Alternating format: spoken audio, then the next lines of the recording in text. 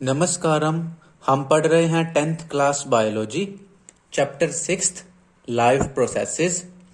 ये हमारी इस लेसन की 10th वीडियो है और हम इस टॉपिक पर आ गए हैं oxygen enters the blood in the lungs. जैसे कि नाम से पता चल रहा है कि ऑक्सीजन जो है वो ब्लड के अंदर एंटर करती है और कहाँ पर, लंग्स में, फेफड़ों में। कि हमारे फेफड़ों में, हमारे लंग्स में ऑक्सीजन किस प्रकार ब्लड के अंदर एंटर करती है वो हम पढ़ेंगे। The separation of the right side and the left side of the heart is useful to keep oxygenated and deoxygenated blood from mixing. कि जैसे कि हम जानते हैं हमारे जो हार्ट है, हार्ट के बीचों बीच सेपरेशन होती है और उसमें चैम्बर बने होते हैं। स्पेशली अगर हम अपने इंसान के दिल की बात करें तो हमारे दिल में 4 चैम्बर होते हैं, ठीक है। और अगर हम लेफ्ट साइड की बात करें तो बीच में एक सेपरेशन होती है, जैसे कि इस डायग्राम में दिखा रखा है। ये एक बीचों बीच एक सेपरेशन होती है। इसकी हेल्प से क्या होता है, इधर तो क्या होता है, ये ब्लू कलर का जो दिखा रखा है डीऑक्सीजनेटेड ब्लड, यानी ऐसा ब्लड जिसके अंदर कार्बन डाइऑक्साइड ज्यादा होती है, ऑक्सीजन कम होती है। और इस तरफ अगर हम देखें तो इस तरफ रेड वाला जो है ये क्या है, ऑक्सीजनेटेड ब्लड, यानी इसमें कार्बन डाइऑक्साइड कम है और ऑक्सीजन ज्यादा है। तो डीऑक्सीजनेटेड ब्लड और ऑक्सीजनेटेड ब्लड को मिक्स होने से बचा देता है ये बीच में जो वॉल बनी हुई है।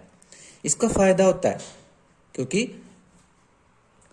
हमारी बॉडी को ऑक्सीजन के मामले में एक बेहतर क्वालिटी का ब्लड मिल जाता है। जैसे ऑक्सीजन चाहिए हमारी बॉडी को, हमारी सेल्स को, अगर वो ऑक्सीजन और कार्बन डाइऑक्साइड वाला मिक्स वाला ब्लड जाएगा तो ऑक्सीजन की सप्लाई कम होगी।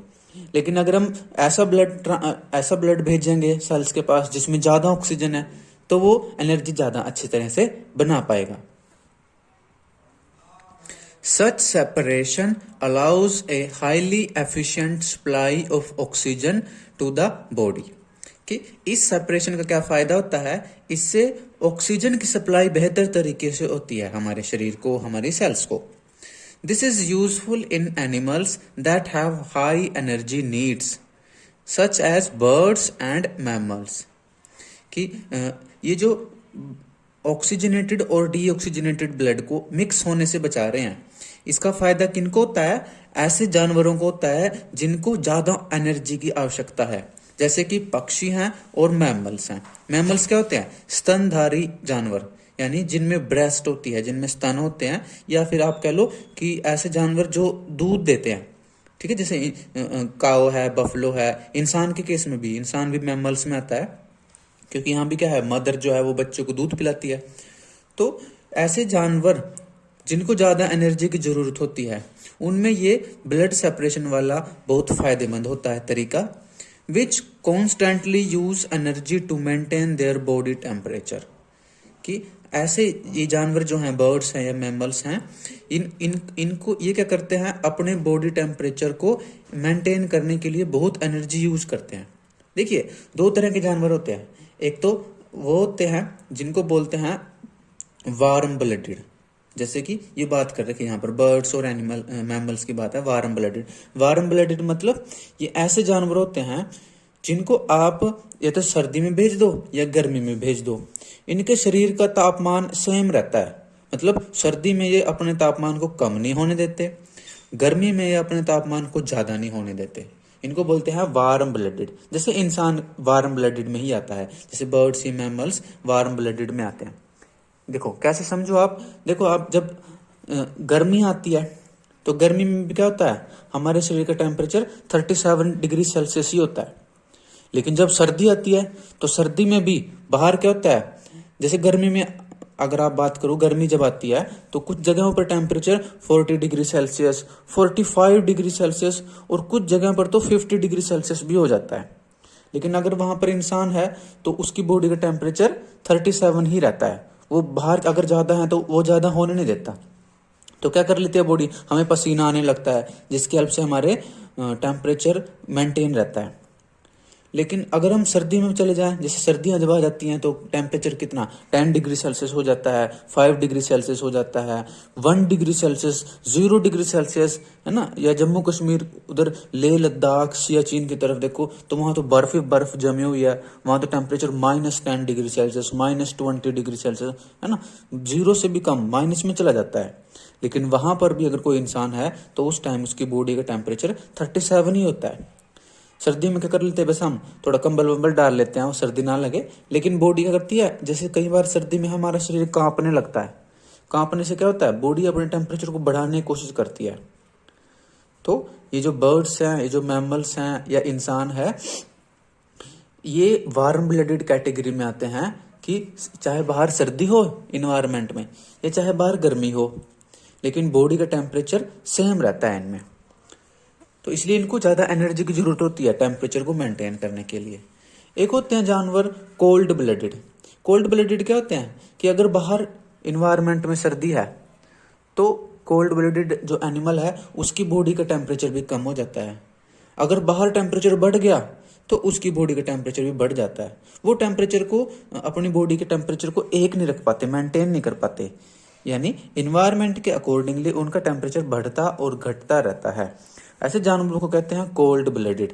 इसमें एग्जांपल आ जाता है लिजार्ड वगैरह, छिपकली वगैरह आ जाती है। आपने देखा होगा सर्दियों में छिपकलियां गायब हो जाती हैं, दिखती नहीं, लेकिन गर्मियों में छिपकलियां आ जाती हैं, है ना। तो कई सारे रेप्टाइल हैं, रेंगने वाले जानवर हैं, जो कुछ सर्दियों में गायब हो जाते हैं, दिखते नहीं है, लेकिन गर्मियों में फिर आ जाते हैं। तो यानी कि वो अपने जो बारो वगैरह बनाते हैं मिट्टी में, जो सुरंग वगैरह बना लेते हैं, उसमें छिप जाते हैं वो। तो कई सारे जानवर हैं जो कोल्ड ब्लडेड कैटेगरी में आते हैं। उनको एनर्जी की जरूरत कम होती है क्योंकि वो टेम्परेचर मेंटेन नहीं करते। तो वही बात यहाँ पर बताई हुई है, in animals that do not use energy for this purpose the body temperature depends on the environment, on the temperature in the environment. कि ऐसे जानवर जो अपनी बॉडी के टेम्परेचर को मेंटेन करने के लिए एनर्जी यूज नहीं करते, तो उनके शरीर का टेम्परेचर इन्वायरमेंट के टेम्परेचर पर डिपेंड करता है। ठीक है, अगर इन्वायरमेंट में हाई टेम्परेचर है तो उनकी बॉडी का टेम्परेचर भी थोड़ा बढ़ जाता है, अगर इन्वायरमेंट में लो टेम्परेचर है तो उनकी बॉडी का टेम्परेचर भी घट जाता है। Such animals like amphibians or many reptiles have 3 chambered hearts. तो इसमें कौन कौन से आते हैं, कोल्ड ब्लडेड एनिमल्स के एग्जांपल दे रहा है। इसमें एम्फीबियंस आते हैं। कुछ एम्फीबियंस कौन होते हैं, जो धरती पर और पानी में दोनों जगह रह ले जाते हैं, है ना, जैसे फ्रॉग वगैरह है। और रेप्टाइल्स जो रेंग के चलते हैं, जैसे कि लिजार्ड वगैरह है, जैसे कि कुछ जैसे स्नेक वगैरह हैं। ठीक है, तो इनके अंदर क्या होता है, 3 चैम्बर वाला हार्ट होता है। ठीक है, जैसे इंसान में हमने पढ़ा था 4 चैम्बर वाला हार्ट, ये यहाँ पर इंसान का हार्ट दे रखा है। इसमें देखो 1 2 1 2 4 चैम्बर हैं, 2 एट्रियम 2 वेंट्रिकल। तो लेकिन ये जो कोल्ड ब्लडेड हैं, जैसे कुछ एम्फीबियन हैं, कुछ रेप्टाइल्स हैं, इनमें 3 चैम्बर वाला हार्ट होता है। अभी मैं और पढ़ाऊंगा, अभी मैं डायग्राम बना करके डिस्कस करूंगा। And tolerate some mixing of the oxygenated and deoxygenated blood streams. कि जो ये 3 चैम्बर वाले हार्ट होते हैं, इसके अंदर ऑक्सीजनेटेड ब्लड और डीऑक्सीजनेटेड ब्लड मिक्स हो जाता है, इसमें सेपरेट नहीं होता।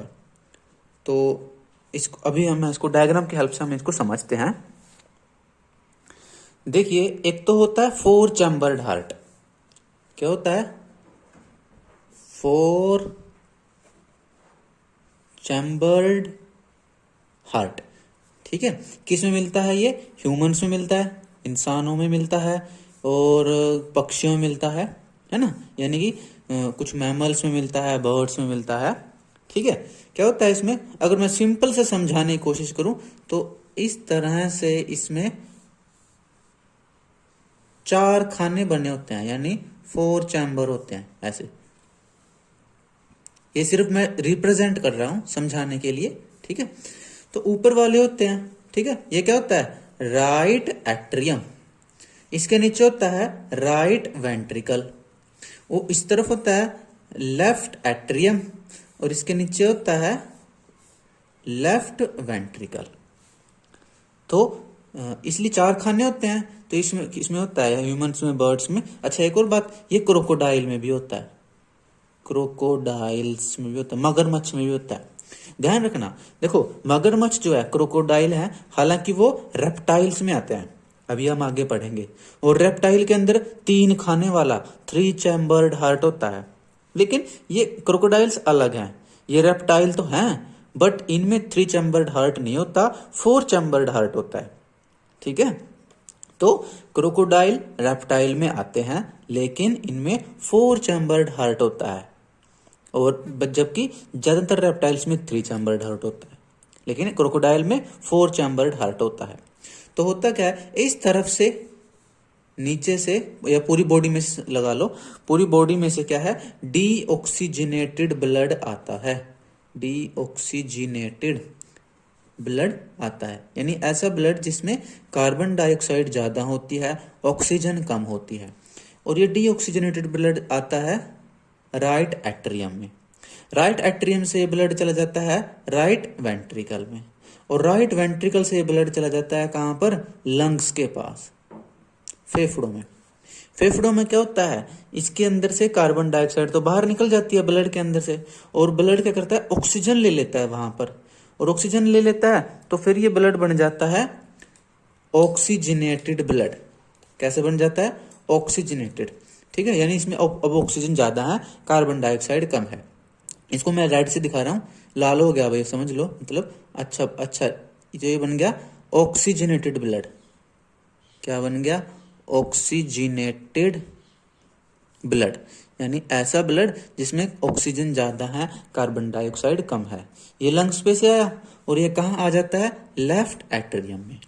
लेफ्ट एट्रियम से चला जाता है ये लेफ्ट वेंट्रिकल में, और लेफ्ट वेंट्रिकल से चला जाता है ये ऐसे करके पूरी बॉडी में चला जाता है। ठीक है, हेड में, हमारे लेग्स में, स्टमक में, हर जगह चला जाता है। ठीक है, फिर बॉडी के पास जाके क्या करता है ये, बॉडी के पास जाके कहाँ चला जाता है, मान लो मैं टिश्यूज के पास या सेल्स के पास चला जाता है। सेल्स से क्या करता है ये, यहाँ पर इसको ऑक्सीजन तो दे देता है, और सेल्स से ये कार्बन डाइऑक्साइड ले लेता है। कार्बन डाइऑक्साइड लेकर के फिर क्या बन जाता है, ये डीऑक्सीजनेटेड ब्लड, और डीऑक्सीजनेटेड ब्लड फिर कहाँ चला जाता है, ऐसे करके फिर वापस हार्ट में आता है। तो इस तरह से ये साइकिल चलता रहता है। ठीक है, तो इसके अंदर क्या है, देखो हार्ट में देखो 2 बार ब्लड आता है। अगर हम हार्ट में देखो 2 बार ब्लड आता है, कैसे, एक बार तो आया डीऑक्सीजनेटेड, फिर चला गया लंग्स में, फिर दोबारा आया ऑक्सीजनेटेड, फिर चला गया बॉडी में।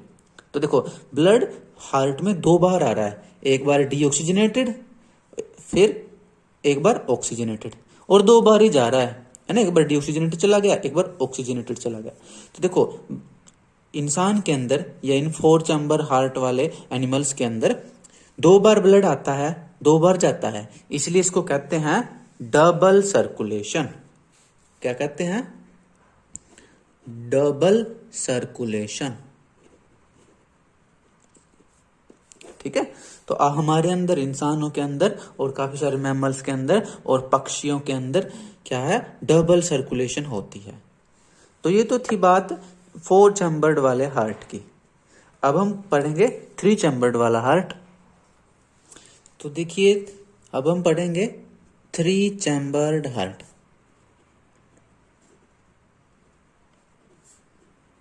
यानी कि 3 खाने मिलेंगे इसमें। ये किस किस में होता है, ये होता है 3 चैम्बर्ड हार्ट किस में होता है, फ्रॉग्स वगैरह में होता है। ठीक है, और लिजार्ड्स वगैरह में, मेंढक वगैरह में, छिपकलियों वगैरह में होता है। ठीक है, कई सारे रेप्टाइल्स में होता है, कुछ एम्फीबियंस में होता है। ठीक है, किस में होता है, एम्फीबियंस में होता है, यानी ऐसे जानवर जो पानी और मिट्टी दोनों पर रह लेते हैं। ठीक है, और रेप्टाइल्स में होता है, यानी जो रेंग कर चलते हैं। ठीक है, लेकिन ध्यान रखो मगरमच्छ रेप्टाइल्स में आते हैं, लेकिन उनमें 3 चैम्बर्ड हार्ट नहीं होता, उनमें 4 चैम्बर वाला हार्ट होता है। 3 चैम्बर्ड हार्ट कैसे होता है, ये कुछ कुछ ऐसा है, अगर मैं सिंपल से डायग्राम से समझाऊं, कुछ कुछ इस तरह से होता है। देखिए इसमें क्या है, इस तरह से होता है, कुछ कुछ एट्रियम तो दो हैं लेकिन वेंट्रिकल एक होता है, ये है राइट एट्रियम, ठीक है, ये है लेफ्ट एट्रियम, लेकिन वेंट्रिकल एक ही है, वेंट्रिकल सिंगल है। तो क्या होता है, ऐसे बॉडी में से डीऑक्सीजनेटेड ब्लड, डीऑक्सीजनेटेड ब्लड कहाँ आता है, ये आता है राइट एट्रियम में, राइट एट्रियम से चला जाता है राइट एट्रियम से चला जाता है वेंट्रिकल में, ठीक है। लेकिन वेंट्रिकल में वॉल नहीं है, देखो बीच में दीवार नहीं है, ठीक है। और ये यहाँ से जाता है फिर कहाँ पर, ऑक्सीजन लेने के लिए कहाँ चला जाता है, ये लंग्स वगैरह पर चला जाता है, ठीक है। लंग्स से क्या लेता है, ऑक्सीजन ले लेता है वहां पर लंग्स पे जाकर के, तो क्या बन जाता है, ऑक्सीजनेटेड ब्लड, ऑक्सीजनेटेड ब्लड, ठीक है। इसको मैं रेड कलर से दिखा रहा हूँ। ऑक्सीजनेटेड ब्लड आता है फिर लेफ्ट एट्रियम में, लेफ्ट एट्रियम से आता है ये वेंट्रिकल में, और वेंट्रिकल से फिर चला जाता है ऐसे करके पूरी बॉडी में चला जाता है। लेकिन देखिए जब इधर से राइट एट्रियम से डीऑक्सीजनेटेड ब्लड आया, ठीक है, मान लो इस तरह से, ये राइट एट्रियम से ब्लू कलर का मैं दिखा रहा हूँ डीऑक्सीजनेटेड ब्लड आया, और इधर लेफ्ट एट्रियम से रेड कलर वाला ऑक्सीजनेटेड ब्लड आया, लेकिन बीच में कोई वॉल नहीं है, तो देखो ये मिक्स हो जाता है थोड़ा सा, ठीक है।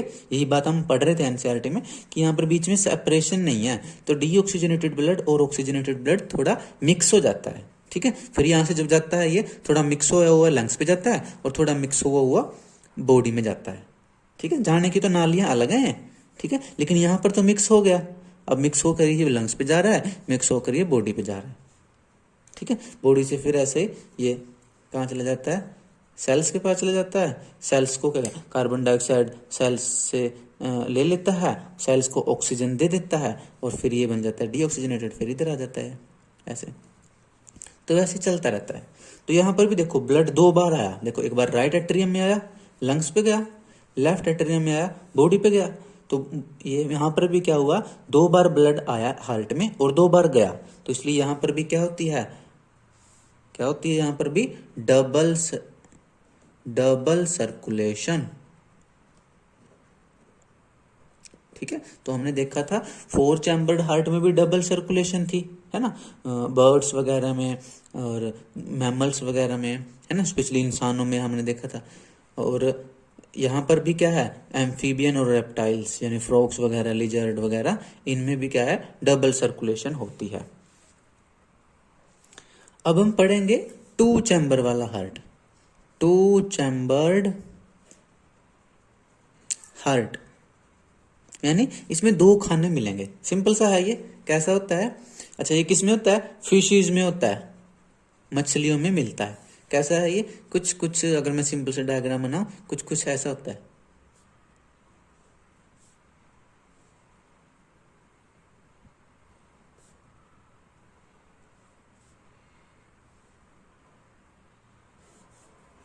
ठीक है। ये क्या है, एट्रियम, ठीक है, ये क्या है, वेंट्रिकल। अब यहां से एट्रियम में आता है ब्लड, एक ही एट्रियम है, देखो इसमें एक ही वेंट्रिकल, एट्रियम में आया ब्लड, ठीक है। इधर से मान लो ब्लड आया एट्रियम में, एट्रियम से गया वेंट्रिकल में, वेंट्रिकल से आगे चला गया, ठीक है। आगे जाके कहाँ चला जाता है, बॉडी के पास चला जाता है, बॉडी से फिर ये कहाँ चला जाता है, ये फिर चला जाता है गिल्स के पास, है ना, क्योंकि यहाँ फेफड़े नहीं होते, गिल्स होते हैं, गिल्स से फिर कहाँ जाता है, फिर एट्रियम में होता है, एट्रियम से फिर वेंट्रिकल, वेंट्रिकल से फिर ऐसे बॉडी में जाता है, गिल्स में जाता है, इस तरह से सर्कल चलता रहता है। तो इस तरह से क्या है, ब्लड एट्रियम में आता है, वेंट्रिकल में जाता है, ठीक है, गिल्स के पास जाता है, बॉडी के पास जाता है, इस तरह सर्कल चलता रहता है। तो यहाँ देखिए ब्लड एक बार आया हार्ट में, ठीक है, और एक ही बार चला गया, देखो एक बार एंटर किया और एक ही बार चला गया, तो यहाँ क्या होती है, single circulation, single circulation, single blood circulation, blood एक ही बार हार्ट में आता है और एक ही बार फिर वापस चला जाता है। तो हमने देखा था 4 चैम्बर्ड हार्ट में डबल सर्कुलेशन थी, 3 चैम्बर्ड हार्ट में डबल सर्कुलेशन थी, लेकिन ये 2 चैम्बर्ड हार्ट है, इसमें सिंगल सर्कुलेशन होती है। और ये किस में पाया जाता है, ये मछलियों में पाया जाता है, इस तरह का दिल किस में पाया जाता है, फिशेज में पाया जाता है। तो अब हम एनसीईआरटी पढ़ते हैं, ठीक है। यही सारी बातें वहां पर लिखी हुई हैं, अब उन सब बातों को पढ़ते हैं, समझते हैं। Fishes, on the other hand, have only 2 chambers to their hearts. तो फिशेज में क्या है, 2 चैम्बर वाला हार्ट होता है। And the blood is pumped to the gills, is oxygenated there and passes directly to the rest of the body. कि जो blood है वो हार्ट में से निकल करके कहाँ जाता है, गिल्स के पास चले जाता है। गिल्स के पास वो ब्लड क्या करता है, कार्बन डाइऑक्साइड छोड़ देता है, ऑक्सीजन ले लेता है, तो ऑक्सीजनेटेड हो जाता है वो। फिर ऑक्सीजनेटेड ब्लड फिर बॉडी में जाता है, बॉडी में जाकर के फिर वो क्या करता है, ऑक्सीजन दे देता है, कार्बन डाइऑक्साइड ले लेता है सेल्स से, फिर डीऑक्सीजनेटेड हो जाता है, फिर वो हार्ट में आता है। तो इस तरह से वो सर्कल चलता रहता है। Thus, blood goes only once through the heart in the fish during one cycle of passage through the body. इस तरह से जो ब्लड है वो फिशेस के अंदर, हार्ट के अंदर एक बार आता है, एक साइकिल में एक बार आता है, ठीक है। इसलिए इसको सिंगल सर्कुलेशन भी कहते हैं, कि यहाँ पर ब्लड की सिंगल सर्कुलेशन हो रही है। On the other hand it goes through the heart twice during each cycle in other vertebrates. लेकिन जो दूसरे वर्टिब्रेट्स हैं, जैसे हमने देखा था वो 3 चैम्बर्ड हार्ट और 4 चैम्बर्ड हार्ट, तो उनके अंदर क्या था, वो एक साइकिल में 2 बार आ रहा था ब्लड, हार्ट में 2 बार आ रहा था। तो इसलिए this is known as double circulation, इसलिए इसको बोलते हैं डबल सर्कुलेशन, ठीक है। यहाँ एक वर्ड आया वर्टिब्रेट्स। वर्टिब्रेट्स क्या होते हैं, जिनमें वर्टिब्रल कॉलम होती है, जो अपनी रीढ़ की हड्डी होती है, ठीक है, जिनके पास रीढ़ की हड्डी होती है, ठीक है, बैकबोन, उनको बोलते हैं वर्टिब्रेट्स। जैसे इंसान है, हमारे पास होती है रीढ़ की हड्डी, तो हम वर्टिब्रेट में आते हैं। तो देखिए आगे यहाँ पर ब्लड प्रेशर के बारे में दिया हुआ है ना, इसको बीपी भी कहते हैं, बीपी, ब्लड प्रेशर। जैसे नाम से पता चल रहा है ब्लड का प्रेशर, तो जो हमारी खून की नालियां होती हैं, ब्लड वेसल्स, ठीक है, आगे हम पढ़ेंगे ब्लड वेसल को डिटेल में। हाँ, ये आर्टरीज क्या होती हैं, वेन्स क्या होती हैं, ये सब पढ़ेंगे। तो जो हमारी ब्लड वेसल्स होती हैं, खून की नालियां हैं, तो जब उनमें से खून बहता है तो ये उन नालियों पर दबाव लगाता है, प्रेशर लगाता है, तो इसी को बोलते हैं ब्लड प्रेशर। जैसे कि the force that blood exerts against the wall of a vessel is called blood pressure. कि जो खून है वो अपने जिस वेसल में वो बह रहा है, जिस नस में वो जा रहा है, उसकी वॉल पे जो वो ब्लड प्रेशर लगाता है, जो फोर्स लगाता है, उसी को कहते हैं blood pressure. This pressure is much greater in arteries than in veins. ये जो ब्लड प्रेशर होता है ये आर्टरीज में ज्यादा होता है, वेन्स में कम होता है, ठीक है। अभी हम आगे पढ़ेंगे कि आर्टरीज क्या होती हैं, वेन्स क्या होती हैं, फिर भी चलो थोड़ा सा बताता हूँ। आर्टरीज क्या होती हैं, आर्टरीज होती हैं ऐसी खून की नालियां जो दिल में से ब्लड को लेकर के बॉडी तक जाती है, जो दिल में से ब्लड को लेकर जाती है, उनको बोलते हैं आर्टरीज। और वेन्स क्या होती हैं, जो दिल में ब्लड लेकर आती हैं, यानी बॉडी से ब्लड को कलेक्ट करके हार्ट में लेकर आती हैं, उनको बोलते हैं वेन्स। लेकिन जो हार्ट में से ब्लड को लेकर के बॉडी के पास जाती है, उनको बोलते हैं आर्टरीज। ज्यादातर आर्टरीज में ऑक्सीजनेटेड ब्लड बहता है और ज्यादातर वेन्स में डीऑक्सीजनेटेड ब्लड बहता है, ठीक है। आगे अगले टॉपिक में हम डिटेल में पढ़ेंगे, तो वहीं पर हम इसको ज्यादा डिस्कस करेंगे। तो यहाँ पर क्या बात बताई है कि आर्टरीज में जो ब्लड प्रेशर है वो ज्यादा होता है, वेन्स में कम होता है। ऐसा क्यों होता है, क्योंकि देखो वेन्स तो क्या है, अगर आर्टरीज की बात करें, आर्टरीज क्या है, हार्ट में से ब्लड को लेकर जाती हैं, तो हार्ट क्या प्रेशर लगाता है ज्यादा, इसकी वजह से क्या है, आर्टरीज में ब्लड प्रेशर ज्यादा होता है। लेकिन वेन्स में क्या है, वेन्स तो बॉडी की सेल से ब्लड लेकर आती हैं और वहां पर इतना प्रेशर नहीं होता, तो इसलिए वेन्स में ब्लड प्रेशर कम होता है, आर्टरीज में ब्लड प्रेशर ज्यादा होता है। The pressure of blood inside the artery during ventricular systole contraction is called systolic pressure.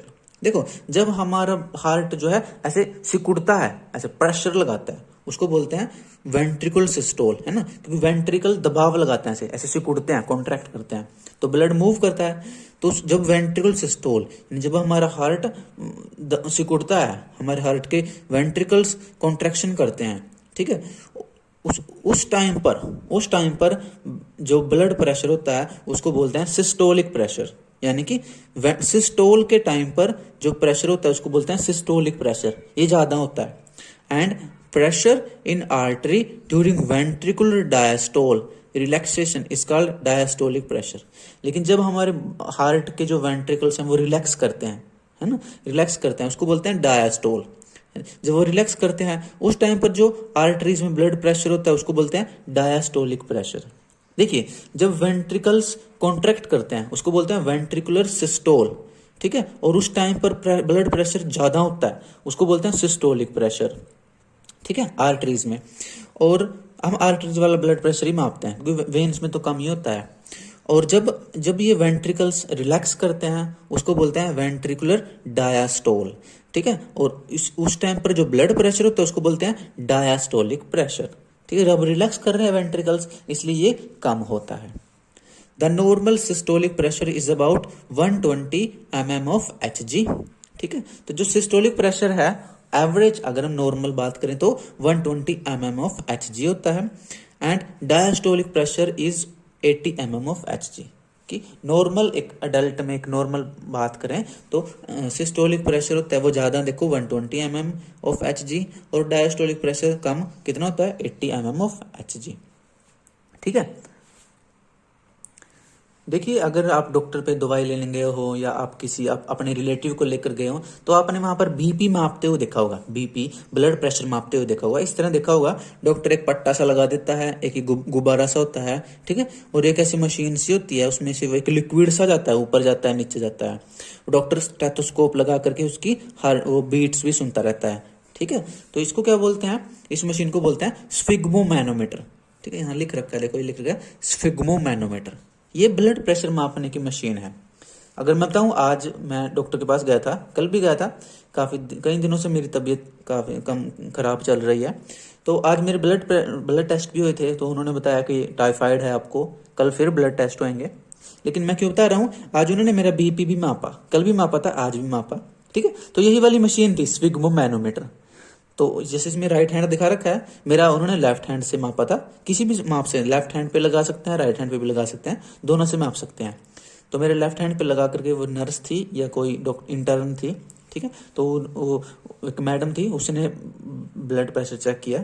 तो उस वक्त मैं सोच ही रहा था कि देखो स्फिग्मोमैनोमीटर मशीन है, मैं पढ़ाऊंगा अभी बच्चों को, और तो ये स्फिग्मोमैनोमीटर है, उसमें साफ साफ लिख रखा था स्फिग्मोमैनोमीटर, ठीक है। तो पता नहीं मेरा बीपी कितना था, शायद मुझे याद नहीं है क्योंकि उन्होंने मेरे को पर्ची दी नहीं है, क्योंकि कल फिर वापस बुलाया है, तो कल फिर दोबारा, कल मेरे को कल दोबारा टेस्ट होगा, फिर दोबारा वो मेरे को मेडिसिन देंगे। आज मेडिसिन नहीं दी है, कल एक टाइफाइड का दोबारा टेस्ट होगा, फिर वो उसके हिसाब से फिर डॉक्टर दोबारा मेडिसिन देगी, तो जल्दी स्वस्थ हो जाऊंगा मैं। आपको भी स्वस्थ रहना है, ठीक है। तो ये इस तरह से होती है। इसको अगर मैं बताऊं आपको, ये तो सिंपल ही है। चलो, जैसे सबसे पहले ऐसे बाजू बाजू पे पट्टा लगाते हैं, ये बैलून सा होता है, इसमें हवा भर लेते हैं, ठीक है। इसमें एक लिक्विड होता है, मरकरी होता है Hg, ठीक है, तो वो मरकरी होता है, ठीक है। जो सिस्टोलिक प्रेशर होता है वो ज्यादा होता है आपका 120 या 130 या जितना भी है, और डायस्टोलिक प्रेशर ये कम होता है, 80 है या 70 है या ऐसे थोड़ा कम होता है, ठीक है। तो इसको पढ़ते हैं। Blood pressure is measured with an instrument called sphygmomanometer, कि बीपी को, ब्लड प्रेशर को एक मशीन से मापते हैं जिसको बोलते हैं स्फिग्मोमैनोमीटर, ये वाली जो मशीन होती है। अच्छा, आजकल तो दूसरी मशीनें भी आ गए हैं, इलेक्ट्रिक भी आ गई है आज तो, आजकल तो मैंने इलेक्ट्रिक से शायद चेक नहीं कराया, ठीक है। तो ये पुरानी मशीन है, ये आप आजकल भी यूज करते हैं इसको डॉक्टर, ठीक है। तो बाकी आजकल नई मशीनें भी आ गई हैं।